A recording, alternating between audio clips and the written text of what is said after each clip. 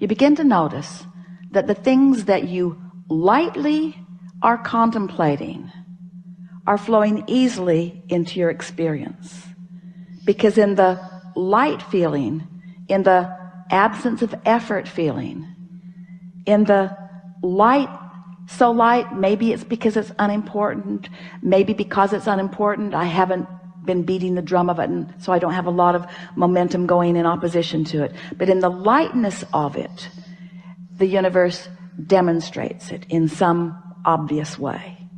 So this is what brought Esther to the question. The lightness seems like the opposite of effort. So when I find myself trying, which is, we hear that from you a little bit, in the realization that you're trying, you might want to stop and say, this trying could be counterproductive. I'm efforting, which means I'm not engaging the energy that creates worlds, which means I think I'll just give this another run tomorrow. And as you do that and do that and do that, you're going to find that effort is not a factor in your experience. You're going to find that trying and struggle are not a factor in your experience. You're going to begin to discover that things that you want lightly come easily. So there's something important to be talking about there. How can I feel light about something I've been so intense about for so long? And we say, by giving it a rest, by giving it a rest, by focusing on some other things for a while, or by getting as general about it as you can. And things just work out. They just work out. Funny thing to hear from someone who's teaching you about deliberate creation. Deliberate creation. Deliberate creation is about tuning your frequency. Deliberate creation is about feeling your emotions and knowing what they're telling. Deliberate creation is about understanding the relationship between who you really are and what you really want and what you're doing right here and now. Deliberate creation is about chilling out so that there's no resistance and then focusing. It's about tending to the frequency first and then applying the thought. Oh, all right. Now, Abraham, you said that I think and then I feel. So are you actually taking thought back to the element of frequency? Yep. Can you find a frequency without a thought? Can you feel the frequency of love? Can you feel the frequency of love? Now, don't get carried away about who you love or who you loved or anything like that. Just feel the frequency of love. Can you feel the frequency of love? Can you feel the frequency of enthusiasm? Can you feel the frequency of fun? So it's possible to feel a frequency by interpreting it through emotion in a sort of thoughtless place. That's all we're asking you to do. That's the thing to do first thing in the morning. Wake up and enjoy the non-thought. Don't be too quick to try to figure out what this day means and where you have to go and what you have to do. Just give yourself, if you can, 68 seconds of just basking in the energy, in the non-action, non-verbal, even non-thought vibrational frequency. Just give it a chance and see what happens. And then watch how the thoughts begin to follow suit. It is our promise to you. Get that momentum going and you'll be off on the right foot. And as soon as tomorrow, you'll have a day unlike any other day that you've ever had. We're not kidding you. Give it a month and you'll feel absolute control of your experience. And when people see the difference in the way you feel, they'll say, what are you doing? And you say, it's kind of hard to describe. I'm doing a lot less than I've ever done before. Well, what do you mean? Well, I'm focused upon the way I feel. Well, what does that mean? It means I don't want to talk about this with you anymore. There's a really good chance you're going to talk me off my high-flying disc. Well, what are you smoking? Well, it's not like that. This is a non-drug high. It's a non-drug alignment. It's alignment that has always been there for me that now I'm consciously tapping into. It's alignment that I've been stumbling on all my life, just didn't know how to maintain it. Didn't know how to create it to begin with, and didn't know how to maintain it. Now I do, so I'm doing a more consistent job of it. So I've got more momentum going. So I've got more airtime happening, more vibrational airtime, more attention, more verbal time, more stuff from me about those pipes that I want to keep open. What pipes are you talking about? Well, you see, there's this path of least resistance between me and everything else, and it's a path of least resistance between me and what I want, and it's a path of least resistance between me and what I don't want. It's a path of least resistance, and I'm just keeping the pathway open on the things that I care about. Well, how do you know the difference?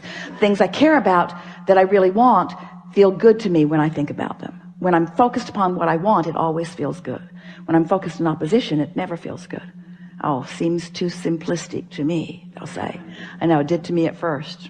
That's why I tried to make it harder than it needed to be. I made it harder than it needed to be for quite a while, and then who knew?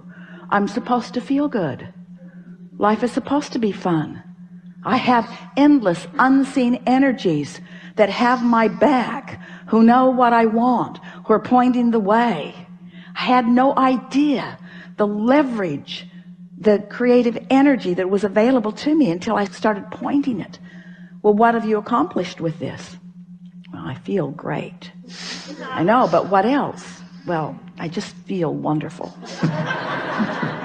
Well, what else? Well, it's too much to tell. Well, tell me something. Well, I just feel great. I feel great, and mostly nice people are around me, and people who used to bother me aren't coming around, and some of them that used to bother me don't bother me anymore. And ideas come more easily to me. I'm more intuitive. I'm more clear-minded. The things that occur to me occur in better timing. So when I act on them, I get more immediate results. The things that I want are just flowing into my experience. My day-to-day moments are really exciting. I used to look forward to a vacation and kind of put up with everything before it, and now every day feels sort of like that vacation. I have that lighthearted feeling all day, even when you're at work. Yeah, especially when I'm at work, because I feel purposeful there, and I feel momentum there, and there's this give and take thing that happens with me at work where we're all winning as a result of our co-creating together. It's some of the best time that I spend is when I'm at work. So many lovely people in this world. Have you noticed? Well, not so much. I haven't noticed that so much. Well, that's because I'm on my high-flying disc. I know that's what. Well, now tell me about this stupid disc. How did you get on this high-flying disc? I was born there. I was born there. I talked myself out of it with a lot of help from others who had forgotten about it too. But no, I mean, how did you get on it today? Well, I thought you'd never ask. Well, this morning when I woke up, I just thought happy thoughts.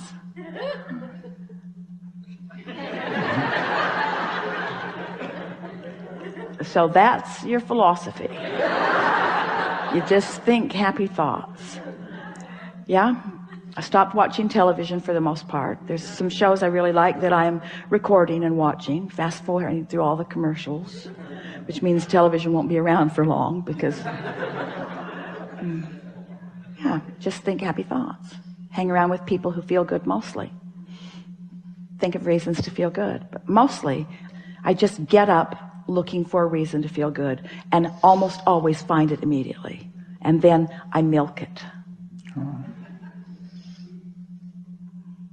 Some people will think that it's too simplistic, but as you begin to demonstrate how great you feel, and as they begin to see, especially those who know you, the things that they've been hearing you talk about, as they begin to see those things flowing into your experience, as they begin to see your prosperity improving and your laughter more obvious and common, and they begin to notice how clear-minded you are and what good timing you have, what good comedic timing, what good intellectual timing, what good psychological timing, just what good timing.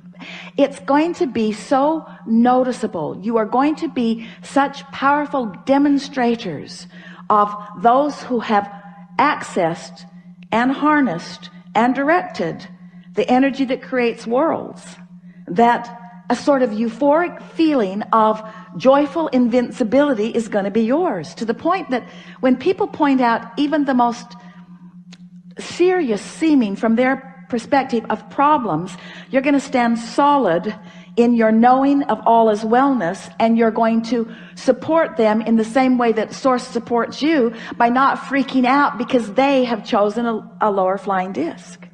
And before you know it, you won't freak out when you find a lower flying disc either. You'll understand how it works. You'll understand that, this is just a step one moment, and that's all part of the process. I'm predominantly now, for the first several years of my life, I was predominantly in step 3 because I was born that way. Then those around me began insisting that I become more accountable, which meant try to compensate for their inability to stay on their disc. We hope you heard that in the way we meant it. So then I had sort of a rough ride for a while, where I was having predominantly step 1 moments. What are step 1 moments? Contrasting moments where I know what I don't want, so I know what I do want. I know what I don't want, so I know what I do want. So I was asking for quite a few years of my life. I was predominantly doing step 1 moments, stumbling accidentally into alignment, but not really knowing what I was doing. But it was a good plan, because during that step 1 phase of my life experience, all of you have passed through that now, I filled my vortex with all kinds of specifics that matter to me. And now you're in the step 3 phase of your life experience, where now getting on the high flying disc, that's your work, that's your work, that's your work, that's your work, that's your work.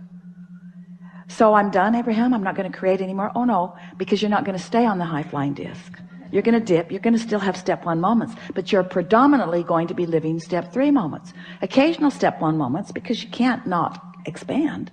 You want to continue to clarify, but predominantly step 3 moments. You see what we're getting at? How can I assure predominant step 3 moments? By making sure every day at least starts there. And if we have done the best sales job that we have ever done about anything, we've convinced you to at least give it a go, to at least try to see what happens. And we would so love a repeat of this gathering with these identical magnificent beings 30 days from today, to hear from you what has happened since you have found and established and maintained and enjoyed and understood what it feels like to be on that light-hearted, good feeling high flying disc.